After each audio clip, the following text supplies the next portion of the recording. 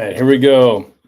So here's the next drop here for another review. I picked these crispy altitudes up probably about I don't know 2 years ago.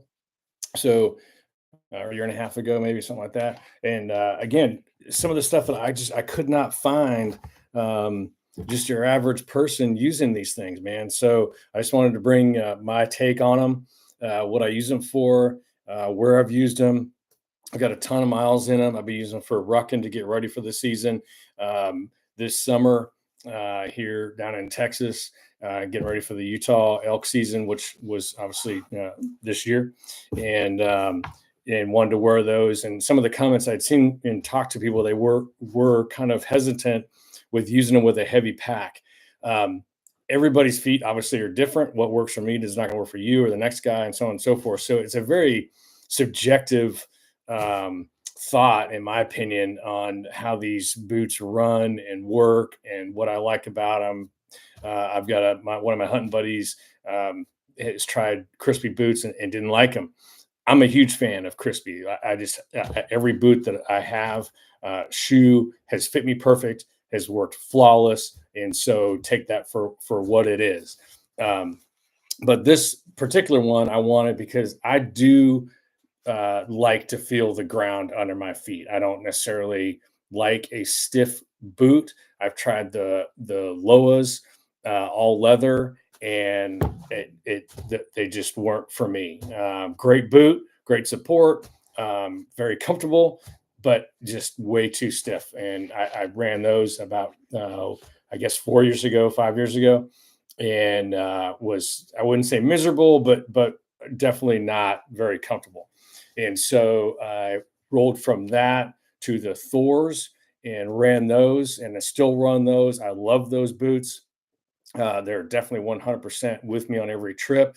But I wanted to get something a little bit more flexible, a little bit more. I can feel the ground. I don't have bad ankles, so I wasn't worried about the height of the boot. Matter of fact, when they're too high, they drive me crazy. I would rather have more room or flexibility in my ankles than others possibly. So that led me to the altitude. And I will say that I also tried on the new Bristol mountain one this year while I was down in Utah, or over in Utah, I guess. If you had a choice, or if you haven't gotten either one of these and you're looking for a flexible boot, I'd probably say, first of all, you can't go wrong with either of them. But if you're wanting something a little bit warmer to push you a little bit further in the season, I would, and you can only afford one, I would go with the new Bristol Mountain. There's something about that boot that not only does it breathe well, but I feel like it would be a lot warmer than the altitudes. I guess just the new material that they're using. They're extremely comfortable. They're flexible. They check, again, all of my boxes. I just happen to have these and just couldn't justify, dropping another, $400 or whatever they are for essentially, in my opinion, a little bit warmer of a boot. If I'm going to do that, I'm going to get an insulated one. That's just, that's just my opinion. So that being said, this is, they say, like I think like a 2.5 flex. The bottom is super grippy. I've not had any issues. I also did not have any issues with a heavy pack. Again, some people said that because of the flex, they would want something heavier. That was not my experience. Again, it's completely subjective. I didn't have any problems with Thor either. And so either one of those with my pack at 50 pounds, going like 7 miles, 10 miles, I had no issues at all. I felt like I had plenty of support in both of them. The difference I think is this is a little bit taller than the Thor, but still it didn't bother me having something above my ankle. I think if it was, a 10-inch, it would drive me absolutely bonkers. But again, it's a subjective deal for you. Toe box is narrow. I don't have wide feet, so I didn't have an issue with the toe box. I love the lacing being offset like that. was great. I didn't have any problems with it loosening up. The only issue I had that I reached out to Crispi about, as well as the boys out at Black Ovis, who are unbelievably good out there. Their customer service is just superb. They know what they're talking about. They give you great advice. Was when I was taking a step, there was a squeak here along my laces that was audible, and it was driving me bonkers, and I couldn't figure it out. So I talked to the boys at Black Ovis, and I also reached out to Crispi. And what was happening is that if anybody out there that has the same issue, they had never heard of it. They were like, I don't know what's going on with your boot. But what they suggested was me to clean it, and of course, it kind of made sense because again, down in Texas, a lot of dust.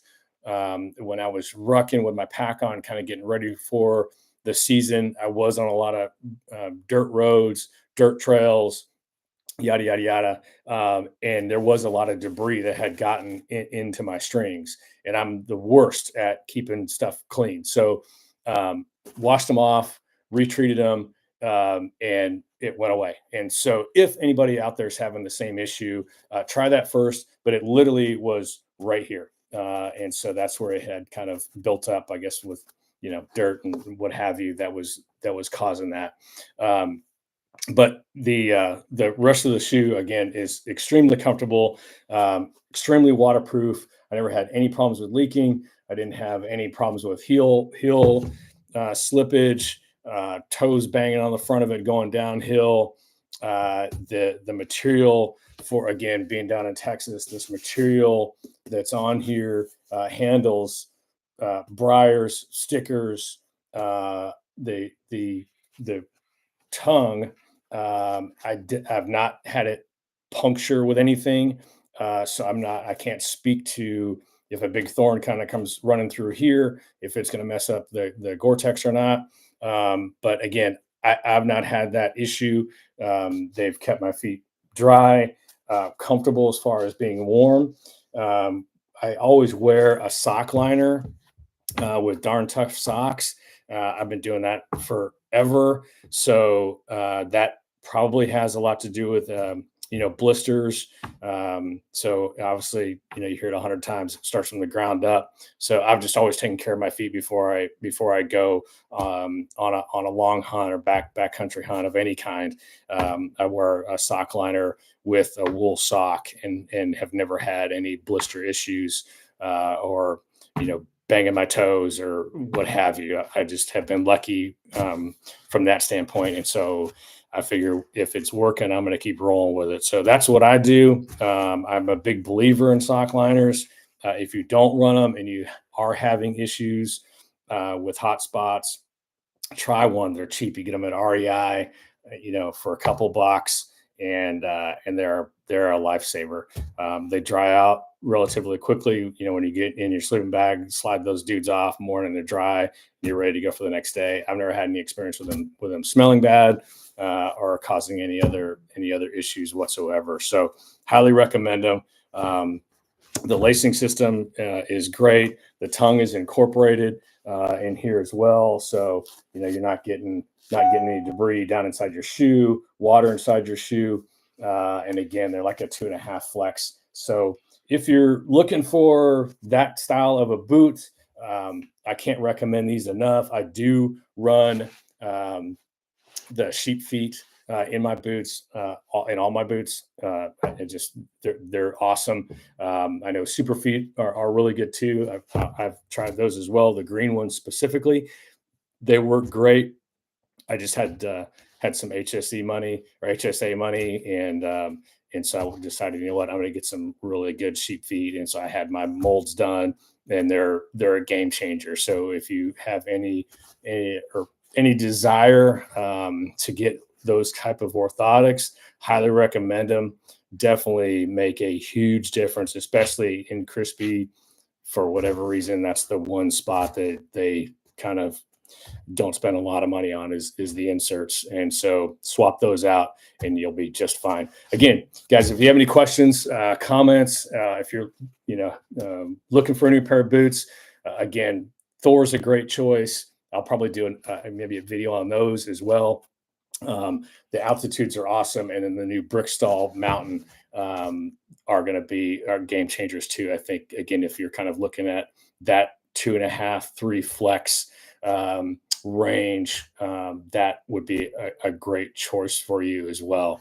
So again, thanks y'all. Have a great Christmas, a wonderful New Year, and I'm going to keep the videos coming. I'm going to try to catch up. Again, I've just used a bunch of stuff this year and need to get them out and hopefully help the next guy that may be looking, can't find anything on YouTube. Hopefully land on this channel and you pick up something that I've run through or want to see that I may have. I'm happy to help you guys.